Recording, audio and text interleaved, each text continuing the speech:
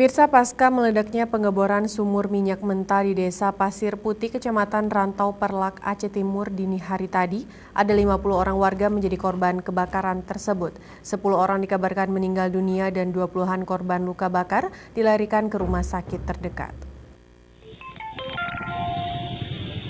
Pengeboran sumur minyak di Dusun Bakti, Kampung Pasir Putih, Kecamatan Rantau Perlak, Aceh Timur, Rabu dini hari, meledak dan terbakar.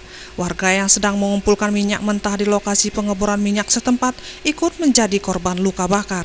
Setidaknya 8 warga Pasir Putih Rantau Perlak, Aceh Timur meninggal dunia setelah terjebak dalam kobaran api yang membakar salah satu sumur minyak. Korban yang meninggal dunia akibat kebakaran ini sekitar 10 orang. Selain puluhan warga yang menjadi korban, 3 unit rumah yang berjarak sekitar 30 meter dari lokasi sumur minyak ikut terbakar. Penyebab pastinya belum diketahui dan masih dalam penyelidikan pihak terkait. Namun api diduga berasal dari gas di sumur minyak tersebut yang menyambar dengan cepat dan mengenai warga di lokasi tersebut. Sampai saat ini api masih membumbung tinggi sementara korban yang luka-luka akibat terbakar terpaksa dilarikan ke Rumah Sakit Jubir Mahmud untuk menjalani perawatan medis.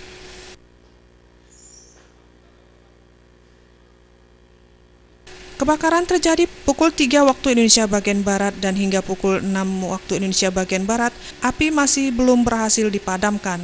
Musibah bermula ketika salah satu sumur pengeboran menyemburkan minyak setinggi pohon kelapa.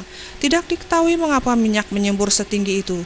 Kemudian warga pun mengumpulkan minyak yang tumpah dan setelahnya ada percikan api dan kemudian meledak. Dan kobaran api menjulang dan melalap apa saja yang ada di sekitarnya.